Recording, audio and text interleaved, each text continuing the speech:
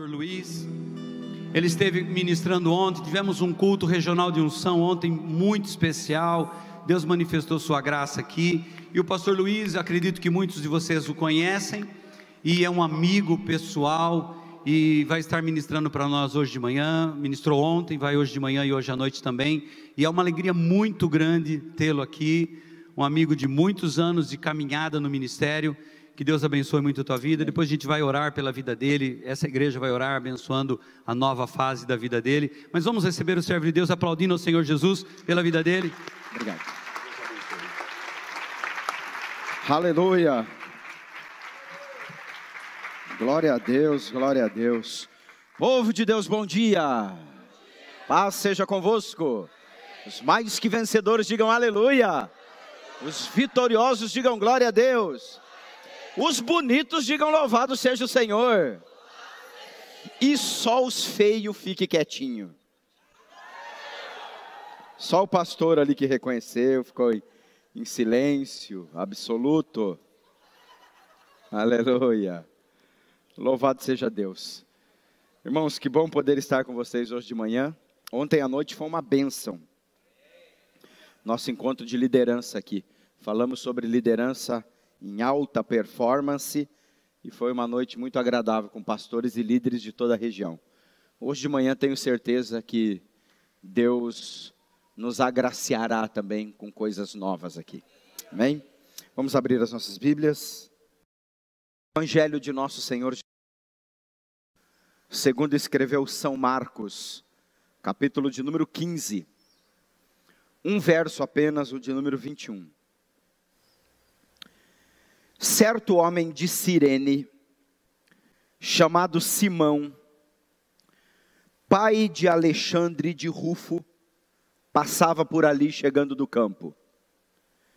Eles o forçaram a carregar a cruz.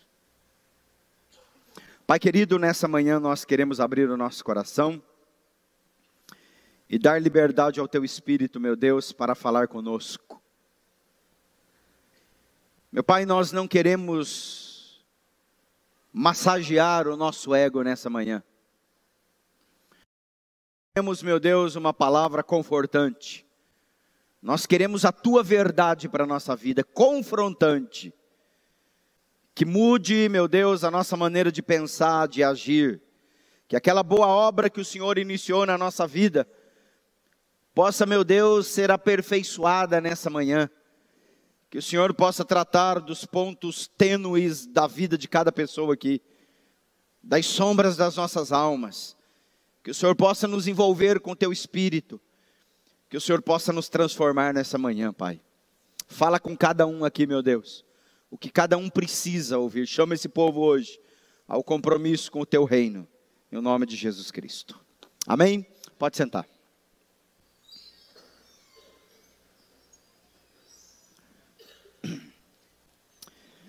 Há 3 anos atrás, nós recebemos lá na nossa igreja um grupo de 16 pastores que vieram da cidade de Luanda, em Angola, para receber um treinamento lá na nossa igreja. Eles ficaram comigo 15 dias em Curitiba. E depois, no ano seguinte, eu fui para a África para realizar um treinamento para esses pastores, uma segunda etapa. E quando eu fui para a África, eu levantei uma oferta na igreja. Eu disse, irmãos, eu estou indo para a África, eu não sei o que eu vou encontrar lá, mas com certeza eu vou me deparar com muitas necessidades. E eu quero uma oferta de cada um, eu vou levar essa oferta, ela não tem um destino específico.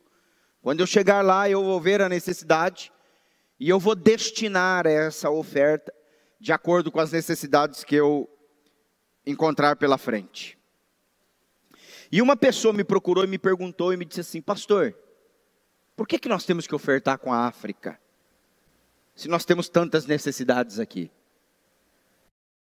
Mandar dinheiro para um povo que a gente nem conhece, que nem conhece a gente, se na nossa própria igreja nós temos necessidade. Por quê? Então eu tenho certeza que todas as vezes que nós tratamos sobre o tema, por exemplo, de missões, de evangelismo, quando nós falamos sobre o envolvimento pessoal de membros das igrejas, com um projeto financeiro, a questão que se levanta na cabeça de muitas pessoas é: por que eu tenho que me envolver? Por que eu tenho que ofertar? Por que eu tenho que contribuir? Por que eu, membro dessa igreja, tenho que dar 10% do meu salário? Por que eu tenho que ofertar com missões? O que eu tenho a ver com pessoas que eu nem mesmo conheço? O que eu tenho a ver com projetos que o pastor Fábio inventa e eu que tenho que pagar a conta? Por que eu sou constantemente na igreja desafiado a contribuir? Por que eu tenho que me envolver na época de Natal, com o Natal das crianças pobres, trazendo brinquedo para a igreja, se eu tenho necessidades na minha própria família? Por que eu tenho que no culto de Santa Ceia trazer 1 quilo de alimentos, se eu já tenho as minhas dificuldades e ninguém me ajuda? No texto que eu li para vocês hoje de manhã, nós encontramos um homem que raramente é mencionado nos púlpitos das igrejas. Ele é Simão. O texto diz que ele é pai de Alexandre e de Rufo. Ele é proveniente de Cirene, norte da África. Pouco ou quase nada sabemos a respeito desse homem. Contudo, considerando a história da época e alguns detalhes mencionados aqui no texto, nós podemos ter uma ideia de quem ele era. E talvez ele fosse um prosélito, ou talvez ele fosse um judeu africano, porque o seu nome Simão era judeu. E ele certamente viajou uma longa distância de Cirene até a Palestina a pé, com o intuito de passar a Páscoa em Jerusalém e ali oferecer sacrifícios a Deus no templo construído por Herodes. E nós sabemos mais uma coisa a respeito desse Simão, é que ele estava trabalhando. Acontece que para financiarem as despesas de viagem de estadia, era comum ao judeu que peregrinava para Jerusalém arrumar um emprego temporário quando ele chegava em Israel. E este Simão, ele estava trabalhando arduamente no campo. Por volta da 1h da tarde, quando ele voltava de Jerusalém, ele encontra uma multidão que estava nas ruas, se comprimindo na calçada e deixando um pequeno corredor no meio para uma passagem de pessoas. Simão tenta passar pela multidão, se acotovelando, se espremendo no meio do povo, e ele nem sequer sabia o que estava acontecendo com aquela multidão na rua. Finalmente ele consegue avançar e ele observa que uma procissão passa. Soldados romanos perfilados, marchando, carregam lanças, escudos, capacetes com a insígnia do Império Romano. As capas dos soldados são vermelhas. As couraças que cobrem o peito têm o contorno do músculo, dando aos soldados romanos um aspecto terrível de guerreiros valentes. Quando termina aquela procissão dos soldados, começa uma procissão macabra, uma procissão sinistra. 3 homens estão carregando mastros de cruz. Do pescoço de cada um deles pende uma placa indicando o crime que eles cometeram. A placa dos 2 primeiros indicavam que eles estavam sendo condenados pelo crime de subversão e de morte. Quanto ao terceiro, a sua placa trazia a seguinte inscrição: este é o rei dos judeus. Quando Simão Cirineu, intrigado com aquelas palavras, vê o rosto daquele homem que traz fincada na sua cabeça uma perversa coroa de espinhos, ele sente o seu coração bater mais forte. Naquele instante, um dos soldados, sem aviso, arrasta Simão Cirineu da procissão e ordena que ele carregue o mastro da cruz do terceiro homem até o alto do monte, que em hebraico se chama Gólgota e que ficou conhecido como Calvário. Ao ser arrastado pelo guarda, é muito provável que tenha subido ao coração de Simão o seguinte questionamento: por que eu? Tem tanta gente à beira da calçada, por que que justamente eu fui escolhido? O que que eu tenho a ver com esse criminoso envergado pelo peso da cruz que ele carrega? O que que eu tenho a ver com ele? Por que que eu tenho que me envolver? Eu passei o dia inteiro trabalhando no campo, eu estou cansado, as minhas mãos estão calejadas, o meu corpo está suado, eu estou mal cheiroso. Por que que eu tenho que me envolver? Por que eu? As razões pelas quais Simão foi escolhido naquele dia podem nos trazer luz para que você e eu também respondemos ao nosso coração hoje. Por que que eu tenho que me envolver com a obra de Deus? Por que que eu tenho que me envolver com essa igreja? Por que que eu tenho que contribuir com essa igreja? Por que que eu tenho que abraçar a causa dessa igreja? O que que eu tenho a ver com pessoas que não me conhecem e que eu não conheço? Por que que eu tenho que me envolver com os projetos missionários dessa igreja? Por que mandar dinheiro para um outro país e beneficiar gente que eu nem conheço e que nem sabe que eu existo? Por que que eu tenho que me envolver com um projeto que não é meu, se eu tenho tantas necessidades na minha vida? Vamos esquecer esse negócio.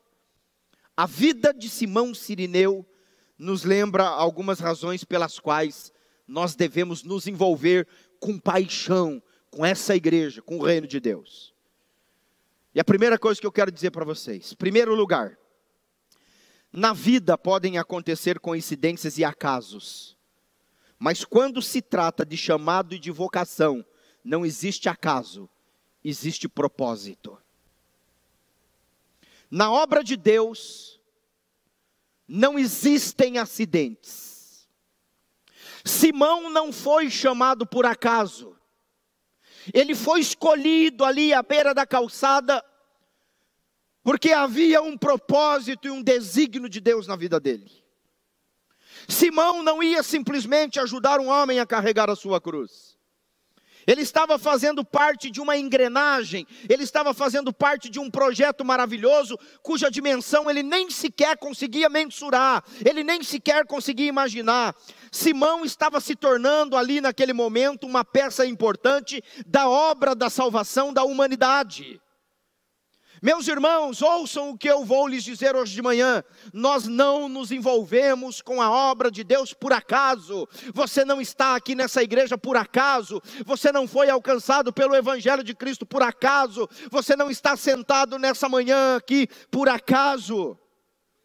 Deus tem nos escolhido para fazermos parte de uma engrenagem maravilhosa para cumprir propósitos da redenção da humanidade. Quando eu comecei a minha igreja em Curitiba, eu comecei duas igrejas do zero, do nada. E quando eu comecei a minha primeira igreja, a igreja quadrangular do Jardim Virgínia, nós estávamos começando a igreja, eu e um irmão que trabalhou comigo esses 14 anos, o irmão Edson, depois se tornou meu pastor auxiliar. Nós alugamos um local. E eu disse para ele, nós vamos começar a contribuir aqui com o nosso dízimo, com a nossa oferta, vamos reformar, era um bar, funcionava um bar, e vamos começar a construir a nossa igreja aqui. E a primeira coisa que eu fiz, quando nós estávamos começando a igreja, eu disse o seguinte, eu preciso me envolver com um projeto missionário. Porque, irmãos, eu acredito nesse princípio. Isso é um princípio que eu pratiquei em toda a minha vida. Quando Jesus Cristo disse assim, mais bem-aventurado é dar do que receber. E deixa eu dizer uma coisa para você. Você pode escolher na sua vida, chegar diante de Deus e dizer assim, Senhor, eu quero ser uma pessoa que só quer receber. Ou você pode se colocar diante de Deus e dizer assim, Senhor, eu quero, durante toda a minha vida cristã, ser uma pessoa generosa. Eu quero dar. Escolha é sua. Eu tenho um pastor amigo meu, um homem de Deus. Pastor Fábio, um dia o senhor tem que trazer ele, porque ele é pastor aqui em Campinas, na igreja do Nazareno, um pastor sensacional, que eu tenho o maior respeito por ele. E ele me disse assim, quando eu iniciei a minha igreja, eu cheguei diante de Deus e disse assim, Senhor, eu não quero que a minha igreja seja uma igreja que receba. Eu quero que a nossa igreja seja uma igreja que dê. E esse cara, esse pastor, ele ajuda tantas igrejas, tantos missionários, tanta gente, sabe por quê? Porque ele optou por isso na vida dele. E quando ele disse, eu quero que a nossa igreja seja uma igreja que dê, Deus falou, então eu vou abençoar vocês, porque isso está no seu coração. Tem gente aqui que não é abençoado financeiramente, sabe por quê? Porque o teu propósito é vir para a igreja só para receber. Você não tem uma vida no altar de Deus, você tem um altar na tua vida. Você só quer receber, receber, receber. Muda o foco, meu irmão, muda a chavinha. Diga: Deus, eu não quero ser uma pessoa que vem para a igreja só para receber. Eu quero ser uma fonte de dádiva.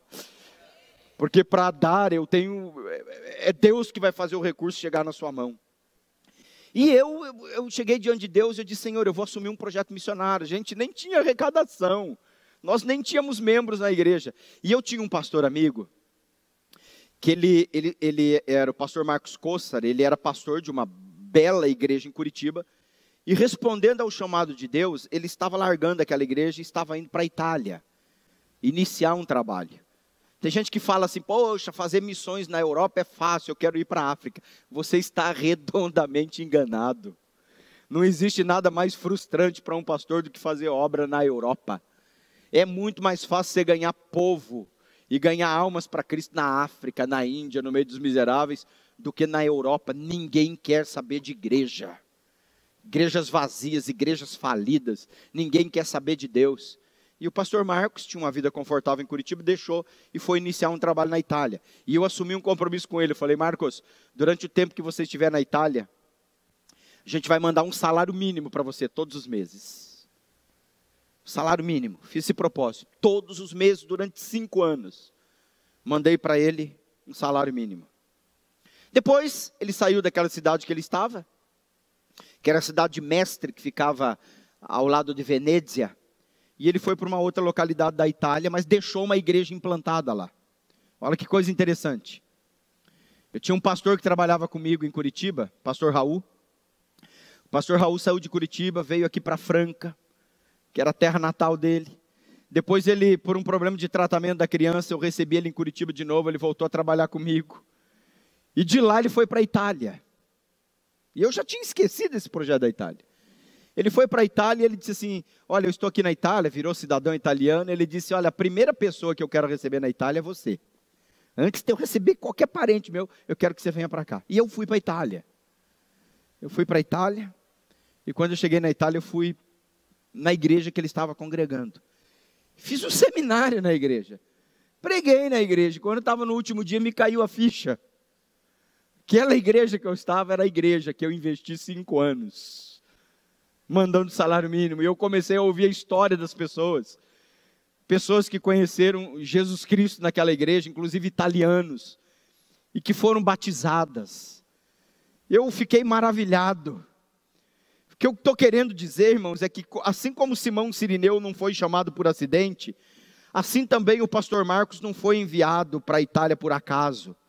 Mas tudo isso fazia parte de uma engrenagem, de um plano maravilhoso de Deus. Era necessário que nós abríssemos a igreja, que pessoas fossem para lá, que nós conhecêssemos o pastor, para estarmos contribuindo, para que ele fosse para a Itália. Por acaso? Não. Mas para fazer parte de um projeto de Deus, de responder à sede de pessoas que estavam em busca do Criador.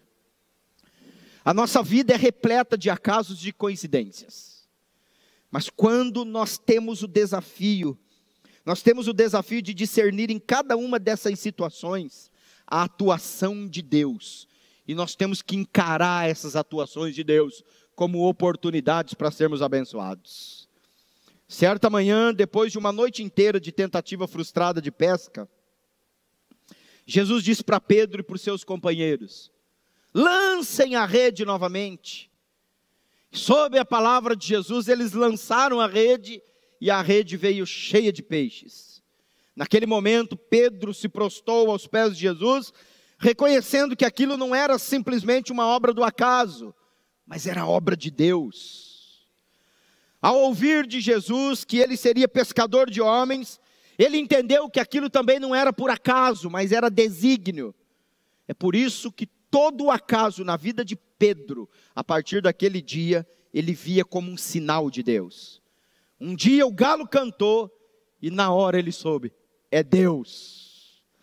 Outro dia ele estava acorrentado num calabouço e as cadeias caíram, as portas se abriram e ele concluiu: é Deus, isso não é acaso, tem Deus nesse negócio. Os outros homens aprenderam o mesmo segredo. Um dia Paulo e Silas foram severamente surrados, lançados na prisão, mas ao invés de lamuriarem sobre aquele acidente, eles enxergaram naquela situação uma oportunidade ímpar de louvar a Deus e de pregar a palavra. Outro dia Paulo teve um sonho onde ele viu um homem da Macedônia pedindo ajuda. Ele não achou que se tratava de um pesadelo, de pizza ou de feijoada, mas ele discerniu naquele sonho o propósito de Deus de enviá-lo naquela região. Simão Cirineu, ele não foi escolhido por acidente.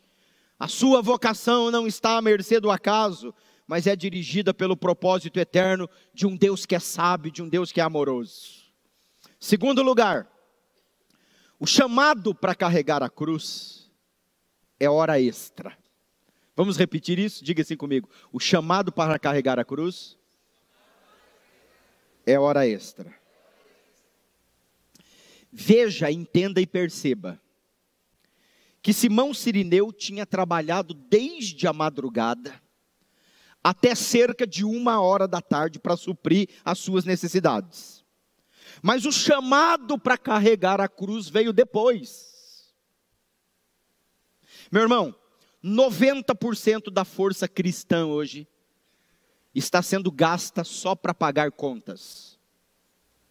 Nós vivemos numa sociedade capitalista e consumista, onde as pessoas trabalham cada vez mais, cada vez mais, cada vez mais, e cada vez se encontram mais insatisfeitas. A demanda do mercado de trabalho tem afastado os pais e mães das famílias. E resta às pessoas cada vez menos tempo para as suas famílias, para si mesmas e para Deus. Nós gastamos quase a totalidade da nossa energia e do nosso potencial só para pagar contas. As pessoas hoje geralmente estão cansadas, estão esgotadas, estão fadigadas. E quando ouvem o Senhor lhes pedir para que carreguem a cruz, elas não encontram força, não encontram tempo para responder à voz do Senhor. Ah, Senhor, escolhe outro, por favor.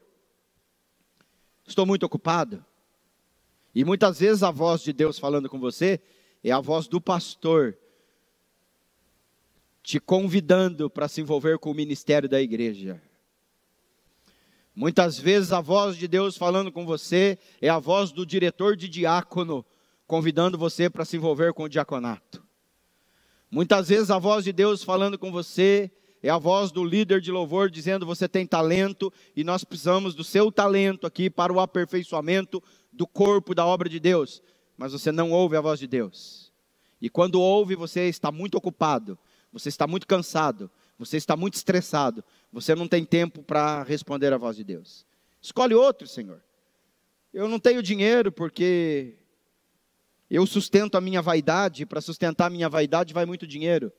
Então eu nunca tenho como contribuir com a igreja. Não tenho tempo, eu me sinto exausto, eu estou cansado. Só que o interessante, irmãos, o interessante é que a gente só não tem tempo para Deus. A gente só não tem tempo para o ministério. A gente só não tem tempo para a igreja. Porque se aparecer uma partida de futebol, a gente tem tempo. Porque você está cansado. Mas aparece o primeiro feriado e você para a praia. E você tem que ir no mercado fazer compra para ir para a praia. E quando você chega na praia, você tem que limpar a casa que estava um mês fechada. Mas você não tem tempo, você está cansado. E aí você tem que organizar tudo, e tem que enfrentar trânsito. E aí depois tem que deixar tudo limpinho também para outra pessoa que vai entrar, você tem que voltar embora. Mas você não tem tempo, você está cansado. Não é que você não tem tempo, é que isso não é prioridade para mim. Isso não tem valor para mim. Essa é a verdade. A gente só não tem dinheiro para contribuir na igreja. A gente tem dinheiro para tudo. Aliás, tudo que se faz na igreja é caro. Faz um retiro na igreja, está muito caro. Faz uma cantina na igreja, é caro. Faz um evento na igreja, é muito caro. É caro porque é na igreja, é caro que é para Deus, porque a gente gasta com tanta besteira. Quanto custa uma pizza hoje? 70, 80 reais. Um ingresso para assistir foi o Palmeiras que perdeu ontem de novo, né?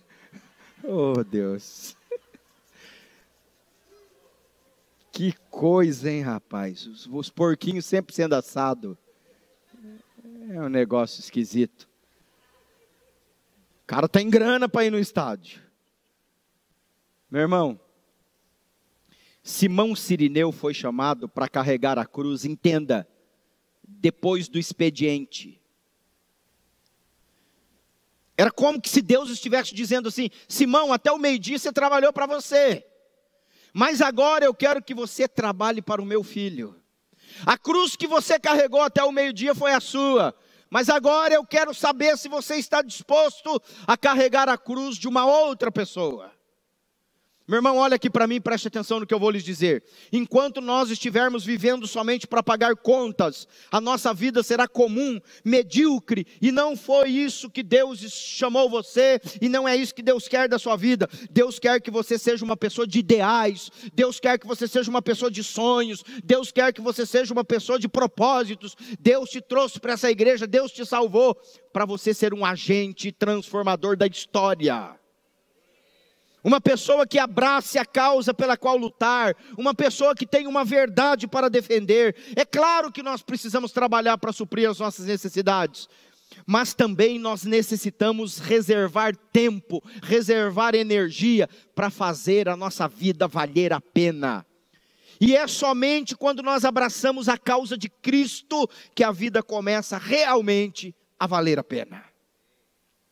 Simão precisava trabalhar no campo para pagar suas contas, mas ainda assim ele participou de um projeto de Deus com tal intensidade que o seu nome é mencionado em 3 dos 4 evangelhos. Que o Senhor nos guarde de entrar de tal forma na engrenagem do consumismo que não nos sobre tempo, que não nos sobre energia para participar e se envolver com esse projeto maravilhoso chamado igreja. Que ao buscar um homem ou uma mulher para realizar a sua obra, Deus possa contar com você, mesmo que seja depois do expediente.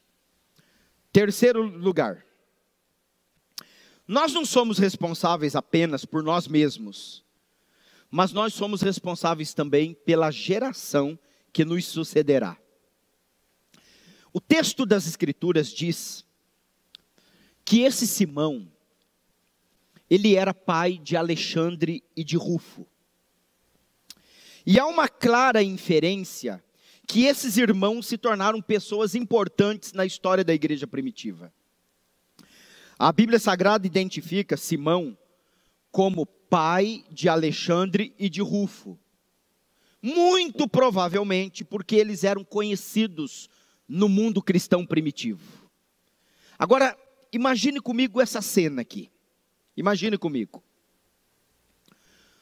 Simão, ele está voltando para Cirene. E ele encontra os filhos, Alexandre e Rufo. E ele começa a relatar, ele começa a contar para os filhos o que aconteceu com ele. Diz: filhos, vocês não podem acreditar, eu estava voltando cansado do trabalho. Quando eu chego em Jerusalém, eu me deparo com uma procissão. Muita gente na rua, o povo todo, a cidade toda havia parado. Soldados romanos estavam organizando tudo. De repente, eu parei na calçada e eu vi 3 homens carregando mastros de cruz. 2 homens que estavam sendo condenados pelo crime de subversão e de morte. E o terceiro trazia uma placa dizendo assim: ele é o rei dos judeus. E eu, quando eu estava observando aquilo, quando eu menos esperava, um dos soldados me arrasta e me obriga a ajudar a carregar o mastro da cruz desse terceiro homem. E eu carreguei a cruz até o Monte Calvário. E depois eu procurei saber quem era esse homem. E me contaram a história dele. Há muito tempo ele estava sendo perseguido pelos religiosos. Um dia ele estava pregando um sermão e os soldados mandaram prendê-lo. E quando os sacerdotes mandaram prendê-lo, e quando os soldados chegaram para prendê-lo, ele estava pregando um sermão, e nesse sermão ele dizia: quem crer em mim, como diz as Escrituras, do seu interior fluirão rios de água viva. E aqueles soldados não conseguiram prendê-lo. Eles voltaram e os sacerdotes disseram: cadê? Vocês não prenderam um homem? Ele disse: não conseguimos prendê-lo, porque homem algum jamais falou como ele falou. Quando nós ouvimos as suas palavras e o seu sermão, sua palavra entrou no nosso coração entrou em ebulição, nós não conseguimos prendê-lo. Esse homem um dia estava entrando numa cidadezinha aqui perto, chamada Naim, um vilarejozinho, e uma viúva estava enterrando o seu único filho. O filho dela havia morrido, e esse Jesus chegou, olhou para essa viúva e disse: não chores mais, e tocou no defunto, e o defunto ressuscitou. Um dia, uma mulher foi apanhada em flagrante adultério, e levaram essa mulher para ele e disseram o seguinte: olha, essa mulher aqui foi apanhada no próprio ato adulterando, e a lei de Moisés diz que ela deve ser apedrejada. E esse Jesus olhou com ternura para essa mulher e disse assim: quem de vocês não tem nenhum pecado, que atire a primeira pedra? E dos mais novos aos mais velhos, todos saíram da roda, deixaram aquela mulher sozinha. Ele olhou para a mulher e disse: mulher, onde estão os teus acusadores? Ninguém te condena, então eu também não te condeno. Vá em paz e nunca mais peques. Foi a cruz desse Jesus que eu carreguei. O Simão deve ter falado com tanto amor, com tanto entusiasmo, que ele contagiou os filhos. Irmãos, não é difícil entender por que os filhos de Simão desejaram também colocar as suas vidas a serviço de Jesus e se destacaram no meio dos cristãos daquela época. Porque quando nós nos envolvemos com a obra de Deus, de verdade, com paixão, nós causamos um impacto na vida dos nossos filhos, nós causamos um impacto na geração que nos sucede, e nós causamos um impacto nas pessoas que nos observam. Quando você tem intimidade com Deus, você impacta a vida dos seus familiares. Quando você tem intimidade com Deus, você impacta a vida das pessoas que trabalham com você. As pessoas olham para você e dizem: ele é diferente. Ele é diferente. Não é por causa da roupa, não é por causa da sua postura religiosa. É que quando eles olham para você, eles veem que os seus valores são diferentes, que a sua postura é diferente, que as suas atitudes são diferentes. Você tem uma luz que brilha, você é sal, você faz a diferença. O que nos torna diferentes, irmãos, é o nosso envolvimento apaixonado com a obra de Deus. Quando eu olho para a cruz do Calvário e eu digo: Jesus morreu por mim, Ele deu a vida por mim, eu não posso virar as costas para o tamanho desse sacrifício. Eu preciso me envolver. E é isso, meus irmãos, que fazem as pessoas olharem para nós e desejarem ser parecidos conosco. Porque não pense você que é pai e mãe, que você vai viver uma vida longe de Deus. E para viver uma vida longe de Deus, não precisa estar fora da igreja. Tem gente que vive uma vida longe de Deus dentro da igreja, porque está aqui, mas não coloca nada em prática, não vive uma vida segundo os princípios de Deus. Então não pense você que você vai viver uma vida longe de Deus, morna, e os seus filhos serão crentes. Porque filho repete modelo. Por isso que a Bíblia diz assim, ó. Ontem eu vi um quadro aqui, tem um quadro do Ministério Infantil ali, não tem? E tem um versículo lá. Ensina a criança no caminho em que deve andar, porque quando ele crescer, ele não se desviará dele. Agora entenda uma coisa. Porque tem gente que diz assim: ah, eu ensinei o meu filho no caminho que devia andar, cresceu na igreja, hoje com 18 anos está desviado. Você não ensinou no caminho. Você ensinou o caminho que ele deve andar. É diferente, ensinar o caminho é uma coisa. Ensinar no caminho é diferente. E a Bíblia diz: ensina no caminho. Ensinar o caminho é assim, ó. Meu irmão, como é que eu faço para chegar até a rodoviária de Americana? Você vai dizer, ó, sobe aqui a avenida, nem sei para que lado está a rodoviária, para cá, pega essa avenida aqui, aí quando você chegar a 3 quadras, você entra à direita, depois pega a esquerda, tal, você vai ver a rodoviária. Isso eu estou ensinando o caminho. Ensinar no caminho é assim: ah, você quer ir para a rodoviária? Vem que eu vou te levar. Vamos caminhar juntos. Isso é ensinar no caminho. Ó, vamos por aqui, vira aqui, entra lá. A Bíblia manda você ensinar no caminho. Ensinar no caminho, meu irmão, é interagir com a criança. Ensinar no caminho é dizer assim, olha para o papai e para a mamãe o que nós estamos fazendo e repita. O problema é que a gente ensina o caminho para a criança e as nossas atitudes provam o contrário. Porque quando os filhos olham para a gente, os filhos veem que a gente está ensinando o caminho, mas nós não estamos no caminho. E aí quando eles completam 15, 16 anos de idade, que começam a pensar, que entram naquela fase dos questionamentos, que querem respostas e que não aceitam mais respostas prontas e decoradas que nós temos, porque isso não atende os anseios do coração deles, eles querem resposta, eles são inteligentes, eles raciocinam. Aí eles olham para a vida do pai e dizem tudo que o pai e a mãe nos ensinou é uma mentira. Eu estou fora desse caminho. Eu estou fora. Eu estou fora.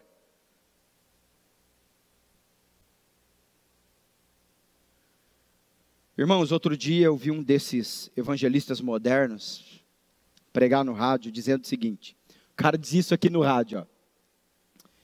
Não vou dizer de que igreja o cara era. Se você é empregado, largue o seu emprego e vá ser empresário para você ganhar mais dinheiro. Largue o seu emprego agora, nem que seja para você vender pipoca na porta da igreja, que um dia você vai ser rico. Se você não gosta de dinheiro, ele dizia, manda para mim. Porque eu gosto tanto de dinheiro, que quando eu era criança eu roubava a carteira do meu pai.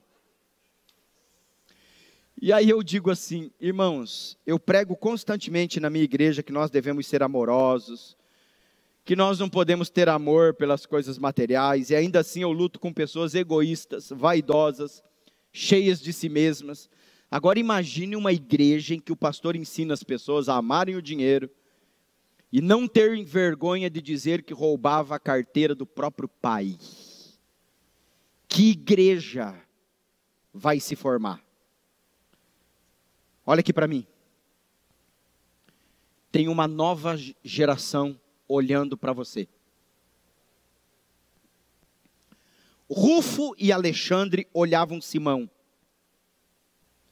E quando viram o pai deles agir com dignidade diante do sofrimento de um homem, quando viram o pai deles sair do trabalho de manhã cansado, e mesmo assim carregar o madeiro nas costas por um desconhecido nazareno, eles tiveram a seguinte opinião: nosso pai é um homem digno. Irmãos, o que nós estamos ensinando aos nossos filhos? O que nós estamos ensinando aos rapazes e moças, jovens e adolescentes que estão nesse culto hoje de manhã? Sabe o que eu quero ensinar a esses jovens? Que a nossa vida não vale pelos bens que possuímos. A nossa vida vale pelo esforço com o qual nós nos dedicamos à causa de Cristo. A igreja não é o lugar de ensinar as pessoas a se tornarem avarentas, egoístas.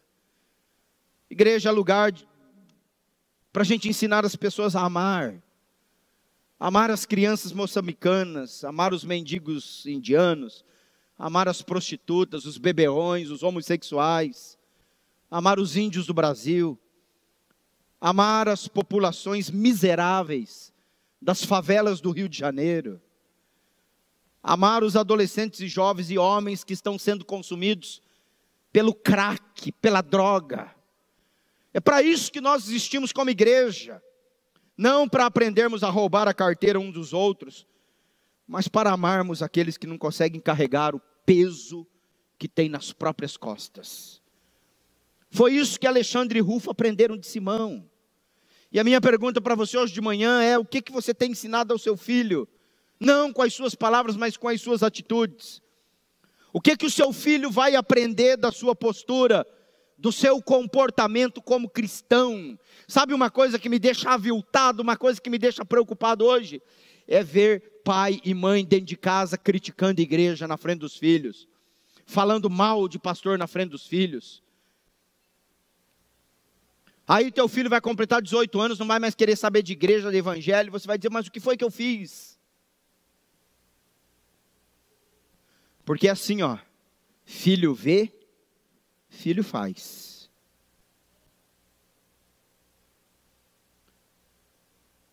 Irmãos, princípio.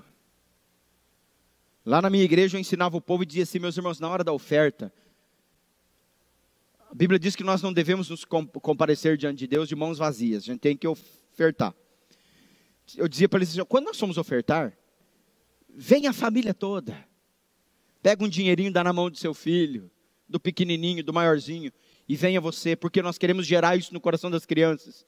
Eu quero que os filhos olhem para o pai e digam assim, meu pai é generoso, meu pai acredita nesse princípio, e ele venha na frente, oferte, o filho vê ele ofertando, vê a mãe ofertando, e ele oferte isso também. Você se preocupa em fazer isso com seu filho? Ou você é uma daquelas pessoas que todas as vezes que o pastor chega aqui e diz, precisa de uma contribuição, você diz, e lá vem o golpe, está roubando, e é dinheiro, e é só isso, só aquilo.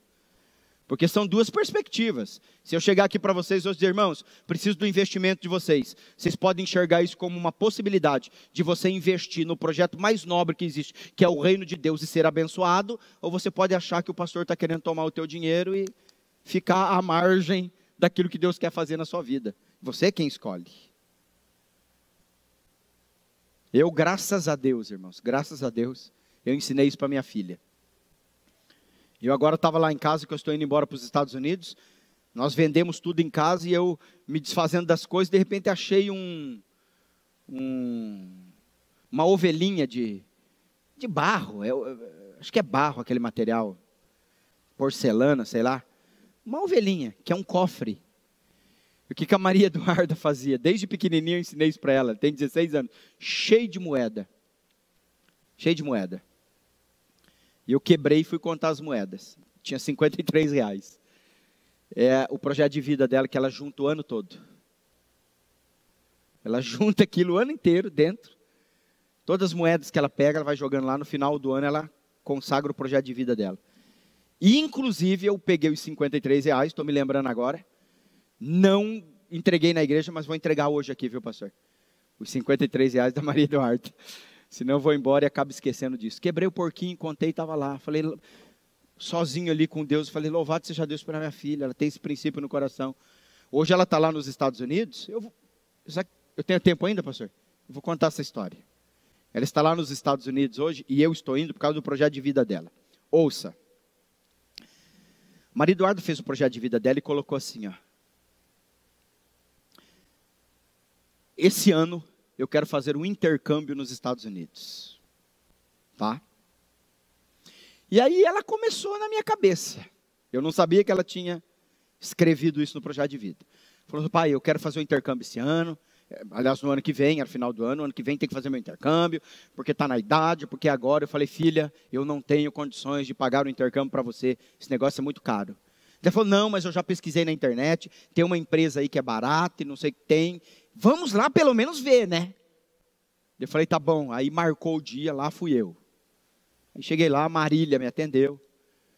E falou, olha, o negócio é assim, assim, assim, assim, assado e tal. E a gente parcela, e a gente faz isso.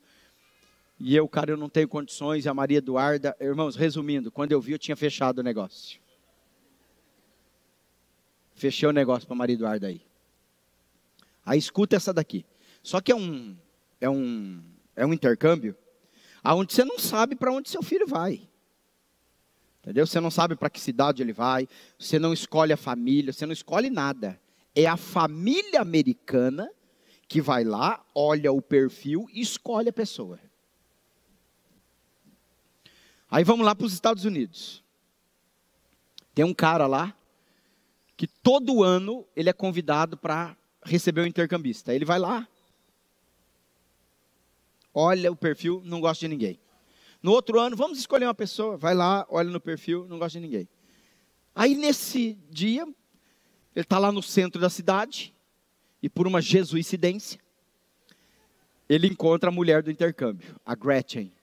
E a Gretchen chega para ele e diz assim, Wade, vamos receber um intercambista esse ano?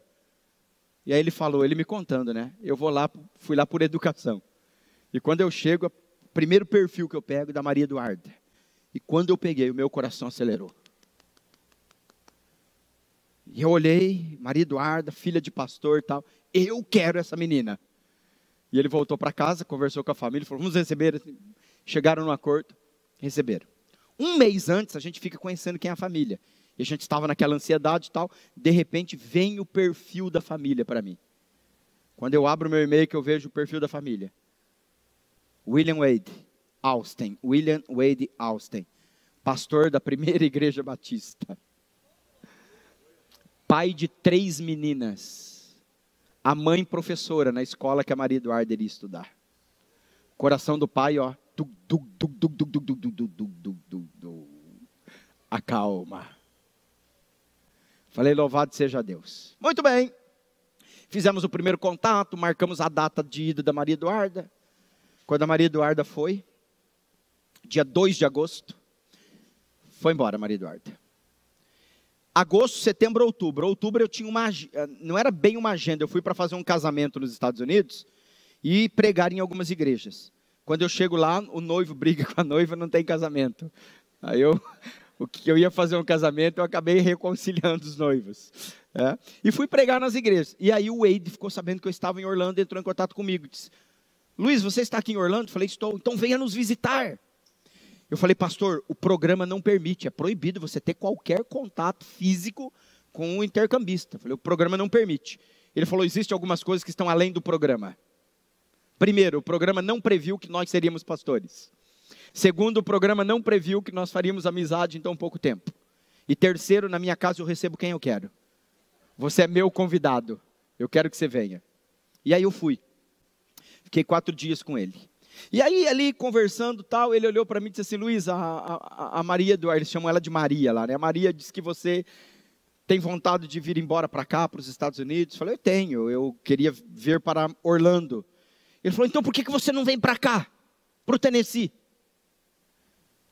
Ele falou, se você vier para cá. Não, ele disse, por que você não vem? Eu falei assim, eu não venho porque eu não tenho como me legalizar nos Estados Unidos.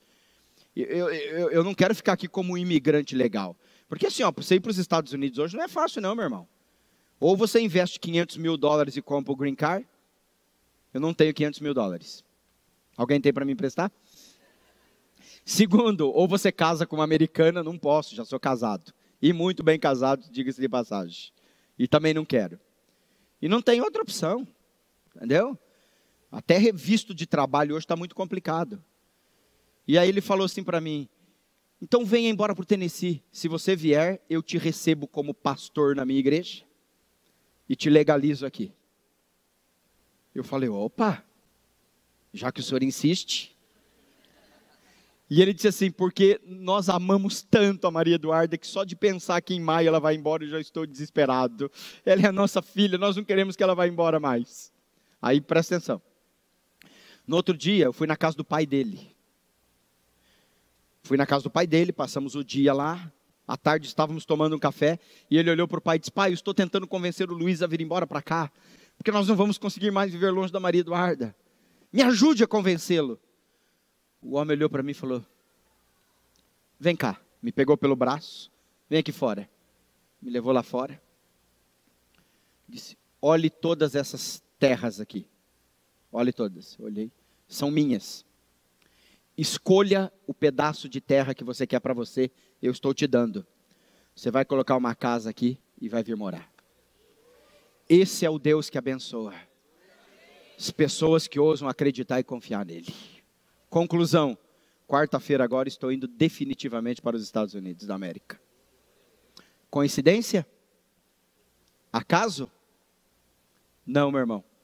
Tudo faz parte de uma engrenagem e de um propósito de Deus na nossa vida. Agora olha aqui para mim.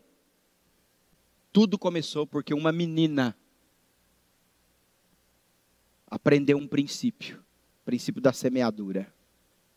E que juntava moedinha num porquinho para contribuir com a igreja. E Deus olhou para o coraçãozinho dela e falou, vou honrar essa menina. E já honra o pai e a mãe junto.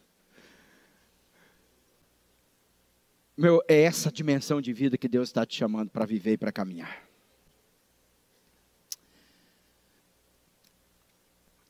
Quarto lugar. O que aprendemos e lucramos no cumprimento da nossa missão é muito mais valioso do que o preço que nós estamos pagando para cumpri-la. Vou repetir para vocês que Lucas foi meticuloso Ele disse assim, ó, enquanto o levaram, agarraram Simão de Cirene, que estava chegando do campo, e lhe colocaram a cruz às costas, fazendo carregá-la atrás de Jesus. Veja que Lucas deixa claro que Jesus seguia na frente.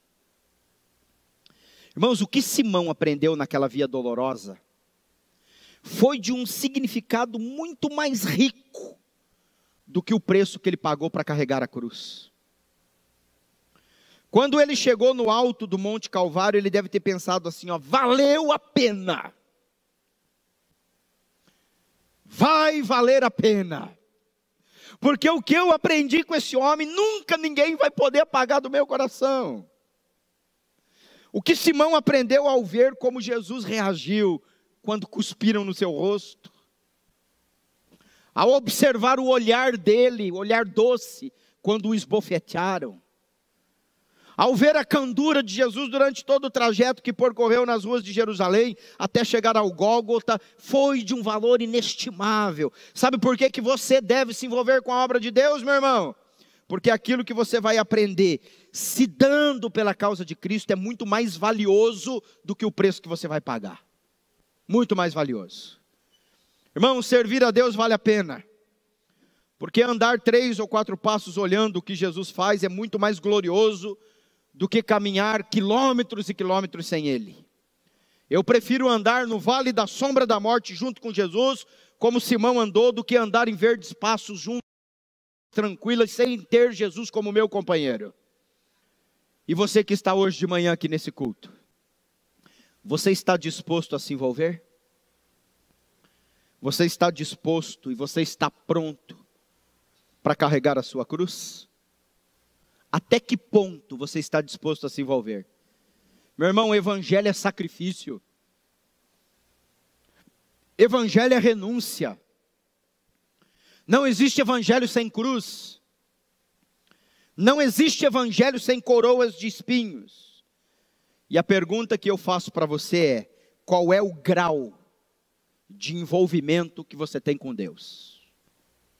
Qual é o grau de envolvimento que você tem com Deus? E aí eu costumo dizer o seguinte: quando uma pessoa acredita numa causa, num empreendimento, essa pessoa investe 3 coisas, basicamente. Ela investe tempo, ela investe trabalho e ela investe dinheiro. O pastor Fábio, ele tem um negócio hoje, fazendo um trabalho maravilhoso de coach. Para ele realizar esse sonho dele, projeto, que está mudando a vida dele e a vida de outras pessoas, ele teve que investir tempo, trabalho e dinheiro. Tem como fugir disso. Quando vocês começaram esse projeto aqui, chamado Templo do Louvor, vocês tiveram que investir tempo, trabalho e dinheiro. Se você pega um jovem desses aí que tem um sonho e diz, olha, eu quero ser um advogado. Para ele ser advogado, ele vai ter que investir tempo, trabalho e dinheiro. Só que assim, a gente só investe tempo, trabalho e dinheiro naquilo que a gente acredita que vai dar certo. Ninguém investe tempo, trabalho e dinheiro numa causa que a gente não acredite. E eu quero terminar hoje perguntando para você o seguinte, meu irmão. Olha aqui para mim nos meus olhos. Até que ponto você acredita nesse projeto chamado igreja? Um projeto que foi instituído por Jesus Cristo, Senhor da sua vida. Resposta para essa pergunta é: quanto do seu tempo, do seu trabalho e do seu dinheiro você tem investido nesse projeto? É isso que vai determinar o grau de importância e o grau de envolvimento seu com esse projeto chamado igreja. Vamos todos nos colocar em pé.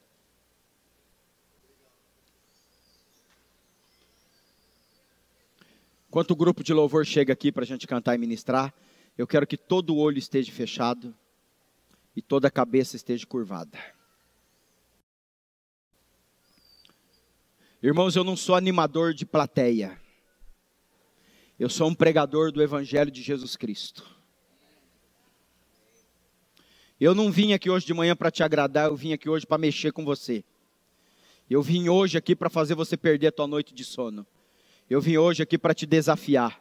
Eu vim hoje aqui para dizer que você não pode na obra de Deus ser um espectador. Eu vim hoje aqui para dizer que você não pode cruzar os braços e deixar as coisas acontecer.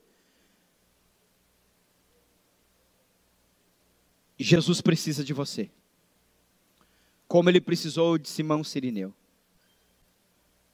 Meu irmão, tem gente aqui hoje de manhã que nem dizimista fiel é nessa igreja, e canta cânticos aqui dizendo que ama a Deus, canta cânticos aqui dizendo que ama o projeto do reino de Deus, mas nem o mínimo você tem investido.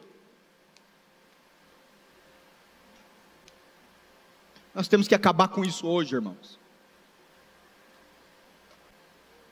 Ou você se envolve, ou você se envolve.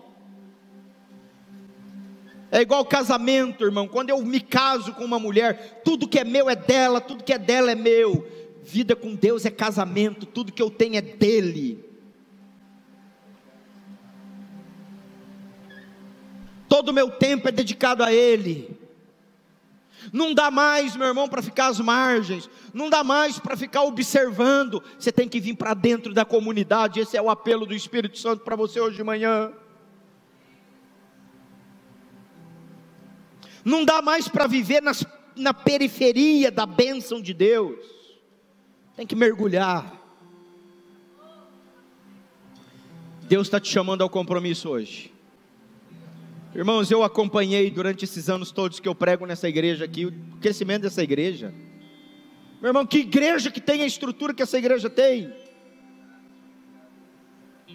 Se você não investir num projeto desse, você vai investir aonde? Aonde?